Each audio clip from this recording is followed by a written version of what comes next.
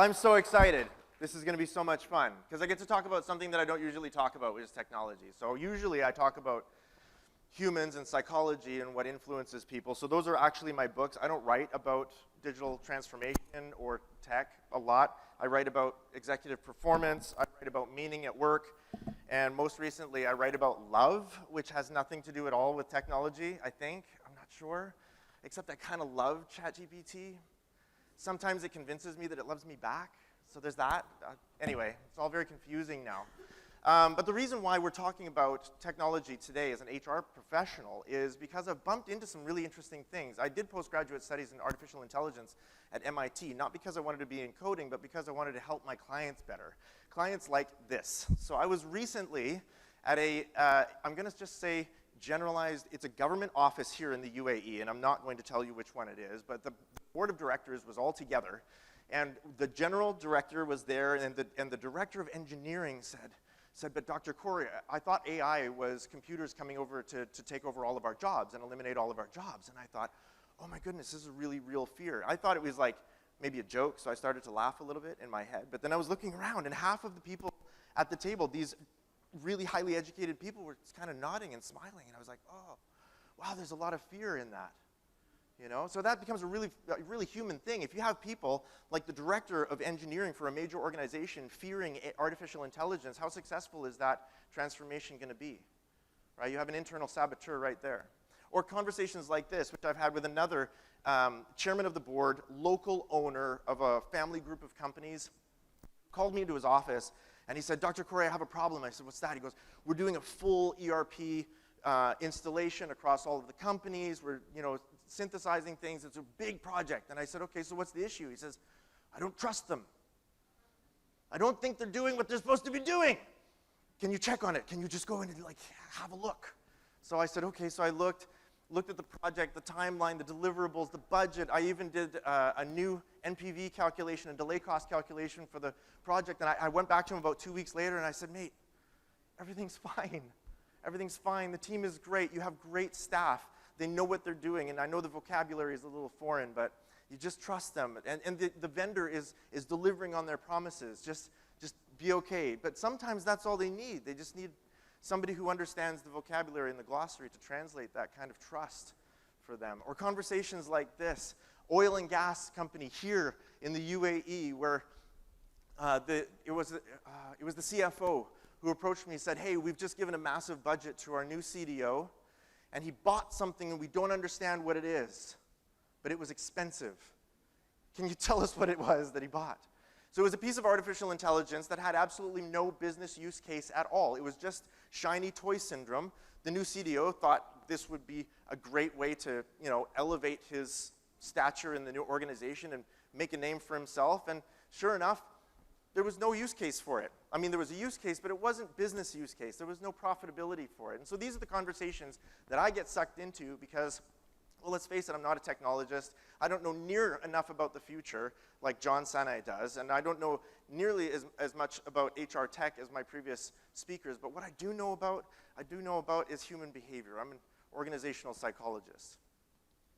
And I also know that we're spending $2 trillion on digital transformation over the next couple of years. And that is a massive, massive budget to give to a bunch of people that are resistant to change and would love to just stay in their legacy technology. That's the challenge that we have now. Is the legacy technology, as John said, people are addicted to familiarity. We like things to be familiar. We as humans, it's super interesting psychologically. We love adventure, right? But we hate change. What's the difference between adventure and change? My choice. If I choose it, it's adventure. If you choose it for me, it's change. And so our big problems aren't technological at all, right? They're human. And meanwhile, our organizations are being competed against with these born digital disruptors, kids 22 years old writing billion-dollar codes in their parents' garages because they don't have to deal with scoping and vendor negotiations and processes and procurement. They don't have to deal with any of the management turnover and the talent retention problems that we have to deal with in HR and our large organizations. They're faster than us, which is why Satya Nadella's strategy Works, collaborate, don't compete, right? Because you need to move as fast as the people that are moving fast without preventing them from moving fast. And that's a very difficult thing to do in a large organization. And that's why 84% of our digital transformation efforts are failing. And that's why I'm bringing this to you as HR, because the problem isn't the technology. It's the people. And that's our business, right? 84%, by the way, that's not my number. That's Forbes' number, okay, first of all. Secondly, it's backed up by KPMG, EY, McKinsey, and Booz & Allen, all of which came back somewhere between 75 and 95% of all of your digital transformation investments will go down the drain. So if the big five all agreed that 85% of airline flights wouldn't arrive at their desired destination, would you travel? Okay, if the big five all agreed that 85% of surgeries wouldn't end up as they're supposed to, yeah, would you get medical treatment? Maybe not. We don't tolerate this level of failure in any other industry but IT. It's the only one. And so I had to think about it, like, why? Why would we do that? Why are we tolerating so much waste of money and effort and time in this industry? It can't possibly be that the whole industry is stupid. That's not possible. I've met our CDOs, our CIOs. I've met our coders and technologists. They're smart. They're highly, highly intelligent, highly capable people. And I know our technology, since the API, I don't think there's any problem at all. Our technology works really well. It does exactly what we tell it to do each and every time. And sometimes we're surprised by the outcome, but it's doing what we told it to do, right? It's not the technology, and it's not that industry. It's got to be something else. In our organizations, this resistance to change comes out through three basic narratives. And this is how you'll hear them. And I want you to listen for this because you're the HR professionals in the organization, right? You're going to listen for inertia. Inertia sounds like this. We've never done it that way before. That means I'm committed to the way that we're doing it, and you're going to have to pull me out of my commitment for that. Doubt. Doubt sounds like this. I don't think it'll work. And as soon as you hear that, especially out of an executive's mouth, this is the most horrible, horrible, horrible thing. As soon as an executive, usually a CFO or somebody from auditing or somebody says, well, I don't think it'll work. As soon as they've said that, for them to now believe that it works, you have to prove them wrong, and they have to agree that they were wrong. They did not get to that position in their job, in their career, by being wrong and admitting that they were wrong ever.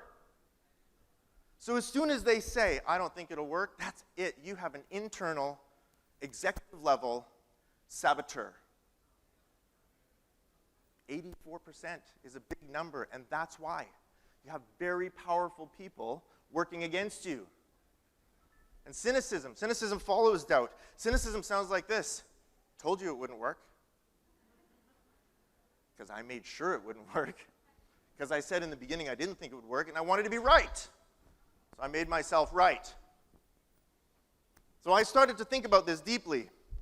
84% seems like a huge waste of effort, waste of money. So what are the actual elements that are preventing us from executing well in our digital transformation? And these are them. So best as I can figure, this ended up being an article in Forbes, which I wrote to kind of throw out to the world. These are my ideas. If 84% of projects in your industry are failing, it's not your technology and it's not your people. Obviously, there's something in the environment that's going wrong. This is what's going wrong in the environment. There's a lack of alignment to business outcome or awareness within the business. There's distraction by minutia or by shiny toy syndrome, as the story I told you just before. There's mismanagement or micromanagement of teams. More often than not, it's the inability to translate a good project into executive language. It's really challenging. There's a lack of control over vendors, a lack of education for users, which, by the way, is usually the part of the budget we cut out at the very last minute, right? We do all of this stuff. We're a bit over budget and a bit, outside of our timeline. So what do? We say the users will figure it out. Users with 1 million years of successful survival and adaptation in their brains that say, I don't like change, I love adventure, you did not invite me, you're imposing this on me, this is change. You want them to just figure it out. You've cut out the only piece of the digital transformation process that's actually going to ensure success. We shouldn't be surprised by our failure rate. And I think the two at the bottom, slow decision-making process and poor prioritization, are the two that are the most expensive. And these are the ones that I would like to show you a very simple finance tool, which you're not used to using because you're HR people. You were raised in the HR department, and so all of your career has been HR, and so finance is more or less a foreign language to you. But if you learn the concept of delay cost, this can help you a lot to sell your HR tech projects. Your CFO doesn't speak people and culture. He doesn't care.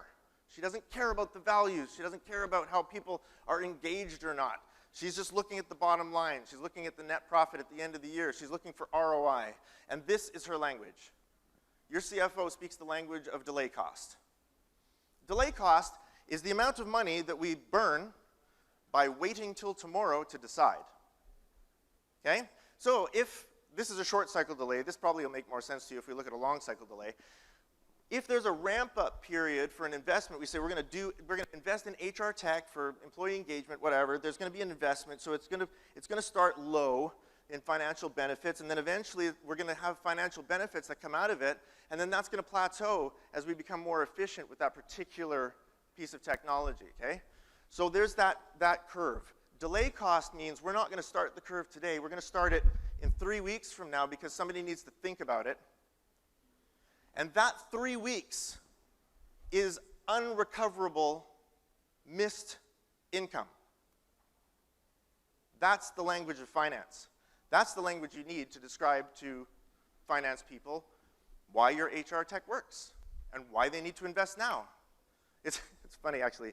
We did a case study with Maersk.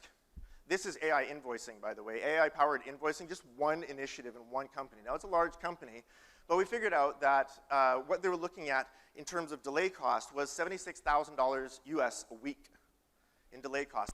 And that's not even money that's coming in terms of capital, returned capital to the organization. That's just the increase in earnings on interest on the returned capital to the organization, okay? So it's a very conservative estimate.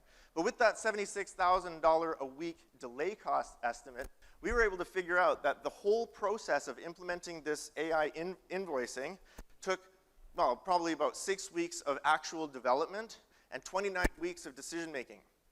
The 29 weeks of decision making cost the company $2.9 million, which was a little more than 3 times the cost of the project. So I did this at another organization, multinational, 55,000 employees. It's a 70-year-old company based in London. They called me in to do this for their workforce management. I made the calculation, went to the CEO, and I said, okay, so do you really want to know how much it's going to cost you to play a round of golf this weekend instead of signing your vendor's contract? He said, yeah, how much? I said, about 4,000 pounds. It'll cost you 4,000 British pounds on Saturday. It'll cost you another 4,000 on Sunday to play golf instead of signing this contract. That's the delay cost. Guess how fast he picked up his pen? Boom! They make decisions really quickly if we can speak their language, right? But it's not the technology. Like I said, it's the people. It's that resistance to change. And it's that lack of speed. You snooze, you lose. You've heard it, right? That move fast, break things. You've heard the axiom, right? And the reason why we say move fast, break things is because actually the cost of breaking things is far lower than the cost of not moving fast. That much we know now. And this is how you can motivate your finance people to move quicker. So I'm promoting a very human approach to digital transformation. We talk a lot about tech today. What I want is to inform you about the process involved in digital transformation that will ensure its success. And that is an enterprise focus on soft skills. It is not technological at all. But we need our CDOs to be able to translate between marketing experts and specialist coders, between trainers and FE developers, between managers and back-end developers. We need a CDO who is competent not just in the technology, but also in the leadership and communication skills necessary to translate the technology. Oh man, it was really funny. Shoot, I can't tell you the name of the company, it's huge. They had a CDO come in and he presented this 70-slide presentation on digital transformation for the organization. The CEO called me in about a week later and he goes, I don't understand half of what this guy's saying. Can you come in? So I went in, I looked at the presentation, I said, yeah, he doesn't understand it. So the CDO, thinking, oh goodness, I haven't done a good enough job of explaining it, comes back with 120 slides. Same presentation, just more technical. Right? as though that's going to make a difference. No, you're just alienating your crowd. Okay, that's not going to help you. But that's what they think, right? The technical people come in with all of their technical jargon, they present it, and you say, I don't understand that. And they say, okay, well, let's add more technical jargon. Right? No, we need people, we need CDOs who can put that whole slide deck onto 6 slides. What are the benefits to finance, operations, to logistics? What are the benefits to our HR people? What are the benefits to our customers and our shareholders? Those are your slides. That's it. We can sign off on that. And then what's the delay cost? How much am I paying for not doing this today? I want a leadership focus on soft skills as well. Our IT people need to be equipped to tell stories. And they're not equipped to tell stories. Let's face it, what makes them great at IT really makes them kind of terrible with people. Just like what makes us amazing with people kind of makes us really terrible with finance. We're not great with Excel. We don't like it, like the finance people do. The auditors, they love Excel spreadsheets. Can you imagine loving Excel spreadsheets? We need people at that level, our executives, to be able to translate. So when I coach a CDO or a CIO at the executive level, almost all of my efforts are in teaching them how to translate the impact of the digital transformation or data strategy of that organization into languages of finance, operations, and HR. Then there's no opposition. They get things done. It saves millions. And our employees, their focus on soft skills needs to be to embrace change as adventure, to seek to understand what they fear, that augmentation is not replacement, and that the fourth industrial revolution is just the next step in our natural human evolution. So I hope I haven't left you with more questions than answers, but I hope I have left you with a new focus on digital transformation that needs to start with the fact that we are humans, not resources. We do not behave like capital. I know how capital behaves, and we are not it. We are messy, weird, wonderful, creative, and sometimes terrible creatures, sometimes all on the same day. And if you're married like me, sometimes all to the same person on the same day, and that's what makes us so unbelievably, incredibly powerful. Thank you for your time. I've got about 3 minutes left. I want to give you a resource. This is an ebook called The Chief Executive Coach. I wrote this because my clients looked for it. You're going to find 2 sets of tools in here. One is a set of 7 tools that you can use to sell executive coaching to your executives, okay? Because, well, let's face it, there's no such thing as an Olympic athlete that doesn't have an Olympic coach. And just because you are a coach doesn't mean you're an Olympic coach, right? It needs a certain kind of caliber of coaching in order to coach at that level. So this will equip you to make that presentation. At the back end of this book, I've given you 4 models for calculating or estimating return on investment, so you can translate executive coaching into finance language and delay cost language. All right? So I hope those tools will be helpful for you, and if there's anything that I can do to add value to your life, please don't hesitate to contact me. I will be out in the back corner of the foyer during the break. I've got 2.5 minutes if anybody has any questions. Yes, perfect presentation, no response. Anybody want to brave it?